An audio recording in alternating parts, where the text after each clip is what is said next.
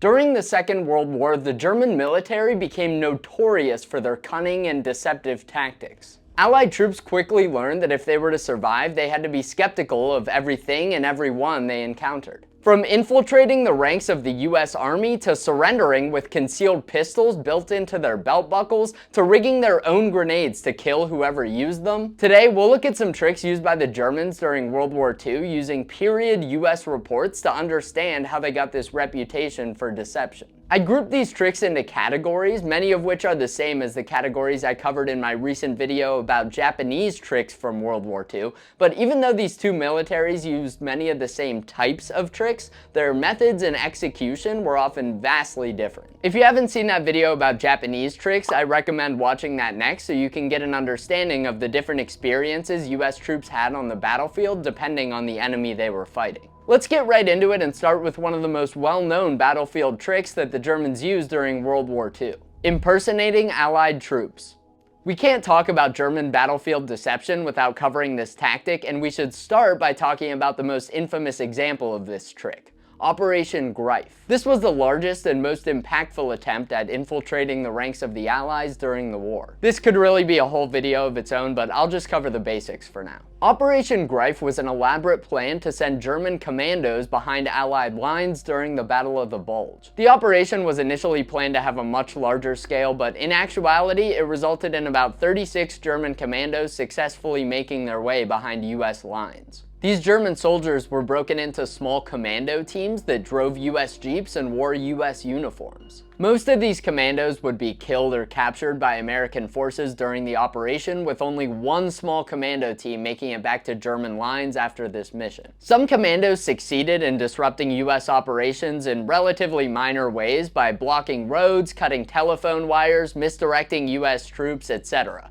But there was a much larger impact of this operation. Once it was discovered commandos were infiltrating the ranks of the US Army wearing US uniforms and speaking English, widespread fear broke out among American soldiers. Even General Eisenhower was put under close guard due to rumors circulating that he was the target of the commandos. Because of this, American soldiers became skeptical of any other US troops they encountered, leading to many incidents of American soldiers killing their own comrades after mistaking them for German infiltrators. Operation Grife was the largest scale use of this tactic, but commando teams were sent behind US lines at other points during the war, which only worsened the fears of US soldiers. Even General Bradley was stopped at US checkpoints and questioned by skeptical soldiers on multiple occasions. He's quoted as saying, "A 500,000 GIs played cat and mouse with each other each time they met on the road. Neither rank nor credentials spared the traveler any inquisition at each intersection he passed." Due to fears of these German infiltrators setting up fake checkpoints to trap US troops,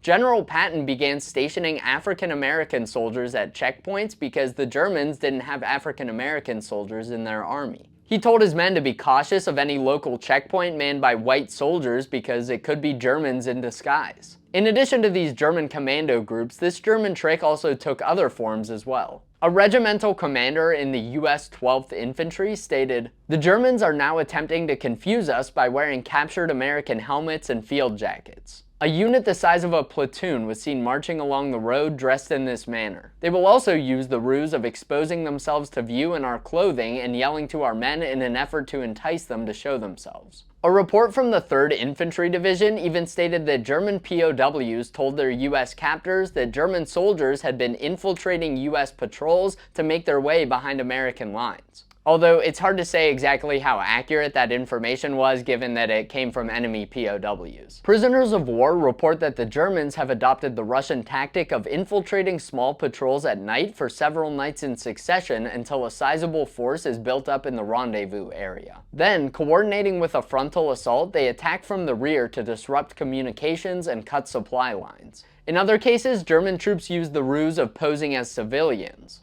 A US 3rd Cavalry soldier reported that Germans have been sending patrols dressed in civilian clothes across the river and into our area was established when we captured some of them in the act of changing clothes. These soldiers pose as Polish and Russian workers. Let's move on to this next category of trick, which is another one that the Germans became infamous for during World War II.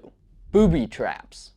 During the war, the Germans developed a wide variety of deadly traps and unique ways of deploying them on the battlefield. Because these traps were used so extensively by the Germans, this will be the longest section by far, so buckle up. Let's start by talking about German landmines and the tricks they used while implementing them. The Germans developed a long list of innovative landmine designs during the war, like bounding mines, mines with electronic fuses, mines made of wood or glass that couldn't be detected by minesweepers, and many more. But I don't really consider those landmine designs to be battlefield tricks in and of themselves. Instead, let's focus on some of the tricks the Germans used while planting these mines using period reports. One common method used by the Germans was to conspicuously place some landmines while carefully concealing others in an attempt to lure the Allies into a false sense of security and catch them with their guard down. An officer of the 125th Armored Engineer Battalion reported, "We found 2 rows of teller mines across the road on top of the ground. About 10 yards down the road, 2 more rows of buried mines were discovered. On another occasion, we discovered a teller mine concealed in a sack of coal on a roadblock." A soldier from another engineering group stated, "An intentionally poorly camouflaged S-mine was found by the side of a road. A mine detector was used by the engineer who moved forward to remove it. He found that a circle of well-hidden S-mines surrounded the conspicuous mine. His caution in using the mine detector saved him." The Germans also reportedly used tricks while placing time bombs to inflict additional casualties, according to this report. The Germans have laid effective traps by setting 2 time bombs for detonation within a few moments of each other. On one occasion, 2 such bombs, placed under sidewalks directly across the street from each other, went off 50 seconds apart. The second explosion, as planned, caught some personnel who had run to investigate the damage and assist those injured by the first blast. In other cases, the Germans would utilize grenades for their traps, and they found some pretty effective ways to use them. The 1106th Engineer Group reported, "We found one small area containing 25 traps of different types, generally made from grenades attached to tripwires. One was made with 2 grenades arranged so that either tripping or cutting the wire would activate the device. Another was placed to detonate when a piano lid was lifted." Some Germans even took to using their grenades to booby-trap dead bodies, with one US intelligence summary reading, "The enemy has been booby-trapping dead bodies with egg and rifle grenades. The grenades are placed in pockets with the pull string staked to the ground so that when the body is moved, the string is pulled, exploding the grenade. Check the pockets before moving bodies." U.S. graves registration soldiers tasked with collecting and identifying the dead shared a similar report. "The Germans have booby-trapped American dead by attaching hand grenades to the dog tag chains, so a pull on the chain will fire the grenade. The grenade is concealed in the clothing and the chain partly exposed around the neck." Perhaps the most interesting German grenade trap didn't involve hiding the grenades at all. German troops would sometimes rig their own egg grenades to explode instantly when the fuse was activated without the usual delay, killing or injuring whoever tried to use them. They would then leave these rigged grenades behind, knowing that advancing Allied troops would inevitably find them and would be tempted to use them in battle. Sometimes the Germans would even pack the grenades back in their original boxes before abandoning them to make them look less suspicious. This trick could be executed in 2 different ways, which are documented in a US World War II manual on mines and booby traps. First, a German soldier could remove the grenade's standard time delay fuse and screw on a new fuse that didn't have a time delay. The Germans used a variety of fuses that were interchangeable like this, but the problem was they were color-coded, so a fuse with no delay would be a different color than the standard grenade fuse. That different colored fuse could be enough to tip off experienced Allied troops. The other method was to remove the delay pellet from a standard grenade fuse, which would make the fuse detonate as soon as it was triggered. From what I understand, this was fairly easy to do, and it made the rigged grenades indistinguishable from the standard ones. Grenades weren't the only munitions sabotaged by the Germans either. The 6th Corps Ordnance Section shared this warning to Allied troops: "Danger from German ammunition. Recent explosions of captured Panzerfaust ammunition lead us to believe that German ammunition is being booby-trapped by means of acid-type delay igniters. Extreme care or blowing in place is recommended." Germans sometimes booby-trapped other supplies as well, knowing that they would likely be used by the advancing Allies. An engineer from the 48th Engineer Combat Battalion stated, The enemy has been known to booby-trap stockpiles of engineer materials. On one occasion, personnel of this battalion sustained injuries when they attempted to fill holes in the road from a conveniently located gravel stockpile which exploded when a shovel was thrust into it. German soldiers also knew that US troops loved to collect war trophies whenever possible, and like the Japanese in the Pacific, the Germans would sometimes booby-trap items that were known to be popular war trophies. One report reads, "Charges concealed in Mauser rifles and Luger pistols have sent some of our men to the hospital. Village pumps have been reported as favorite locations for the traps." Because of this, some officers prohibited their men from taking any war trophies on the battlefield. One officer stated, "I have had no casualties from booby traps in my platoon due to the fact that I do not permit my men to pick up enemy weapons, watches, and other articles from enemy killed by action." In addition to the mines and explosives we've covered, the Germans also implemented some unconventional traps on the battlefield as well. One report from the 19th Corps stated, "Wire cable has been found stretched across roads at a proper height to decapitate individuals riding in a vehicle. 2 traps of this type have been found recently, one well behind our lines and probably strung by civilians. Attachments to vehicles prevented injury to the occupants in both cases." The type of vehicle attachment referenced in that report was sometimes referred to as an anti-decapitation device, and these attachments became very popular on Jeeps and other Allied vehicles due to the prevalence of these German piano wire road traps. The device was essentially just a bar on the front of the vehicle with sharpened notches to cut any wires that the vehicle may drive through. That excerpt also mentions that one trap may have been set by civilians, and I find it very interesting how the period reports highlight the different mindsets of German civilians towards the end of the war. One report reads, "Civilians may place booby traps. We sustained several casualties when members of a bomb disposal squad lifted a box of TNT from a pile of enemy explosives, which had been inspected 2 days before and found free of booby traps. The box of TNT had apparently been booby trapped since its last inspection. Such casualties will continue unless all troops realize that we are now in a hostile country."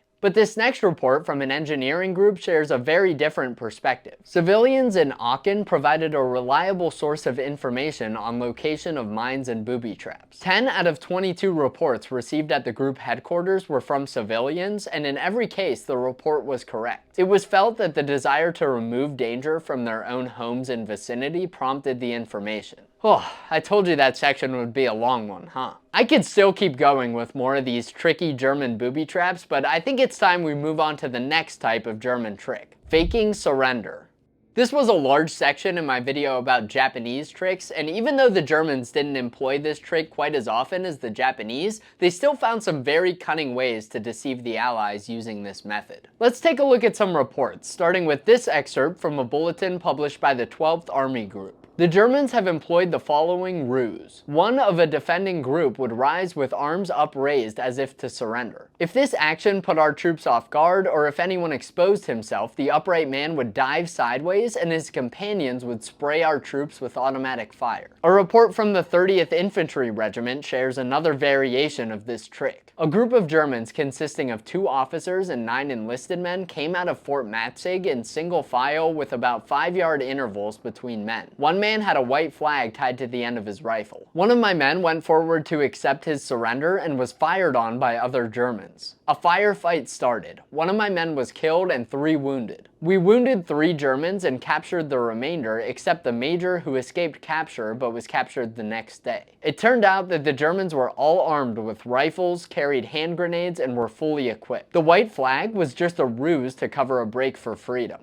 In another case, it was reported that the Germans pretended to meet under the white flag to negotiate, only to take the defenseless Americans present as prisoners. Recently, an ambush patrol under command of a platoon sergeant was approached by 2 Germans with a white flag. In good English, the Germans told the sergeant his patrol was surrounded and that he should surrender to avoid needless bloodshed. The sergeant was unconvinced, but was persuaded to send 2 of his men under the white flag to talk to the German commander. Nothing has since been seen or heard of the 2 Americans. This appears to be a trick to obtain prisoners and identification economically, and since it was successful once, the Germans may attempt it again. And on the note of being captured, one unique report from the 6th Corps describes an interesting German device that could be used as a last resort by German soldiers who were taken prisoner. A small double-barreled .32 caliber pistol resembling a belt buckle is another trick gadget found on some Nazis. This buckle is black, about 1 inch by 2½ inches in size, with a silver-colored swastika and eagle emblem on the front. By causing the buckle cover to drop down and pushing a button, the wearer can make the pistol flip out, pointing to the front. When talking to a German wearing a belt buckle of such appearance, it is advisable to stand slightly to one side and be certain that he holds his hands above his head. So far, that's the first wartime documentation I've been able to find of these pistols actually being used during the war, so I thought that was very interesting. Now that we covered that, let's move on to the next type of German trick.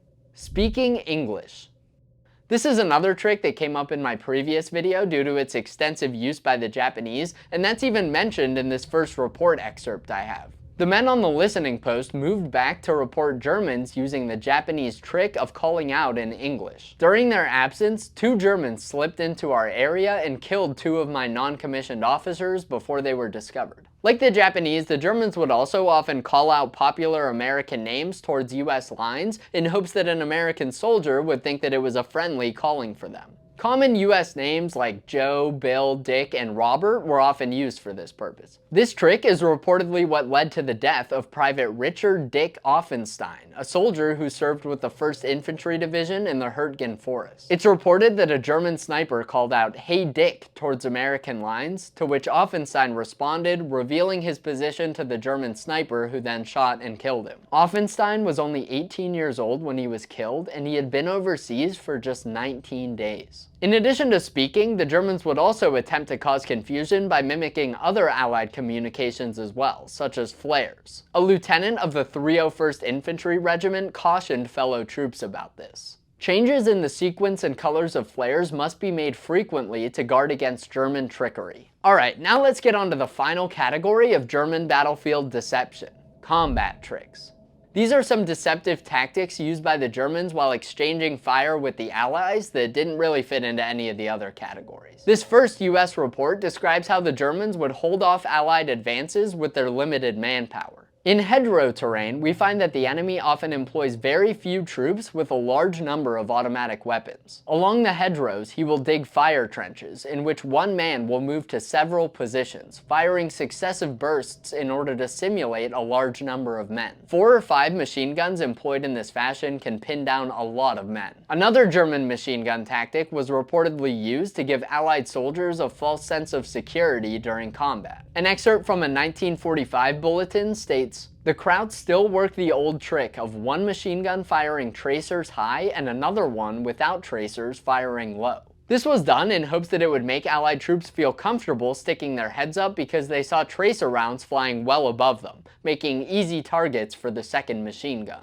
This next German trick involved firing artillery rounds at Allied soldiers during an Allied artillery barrage to get the Allied guns to stop firing. The hope was to trick Allied infantrymen into thinking they were being hit by short rounds from their own artillery pieces, which were firing from behind. When infantrymen reported this, it could cause the barrage to be stopped so the guns could be checked. This trick was used extensively by the Germans during the war. I included this in my video about the Japanese because they sometimes used this trick as well, but even in the report I found on the Japanese using this trick, the writer refers to this as the Japanese using a German trick because this trick was so closely associated with the German military. Because the Germans used this trick so commonly throughout the war, the Allies had pretty much caught on to this by the time this report was shared in March of 1945. We are not bothered by the German trick of timing his artillery and mortar fire so our infantry will think their own artillery is firing on them. Our infantry has full confidence in its supporting artillery, and we have several methods of checking. When short rounds are suspected during daylight firing, the forward observers quickly determine whether it is our fire or that of the enemy. At night, the artillery liaison officer, when notified, calls the fire direction center requesting a check on the data of all guns. This check is quickly made while firing continues and the infantry is notified of the action.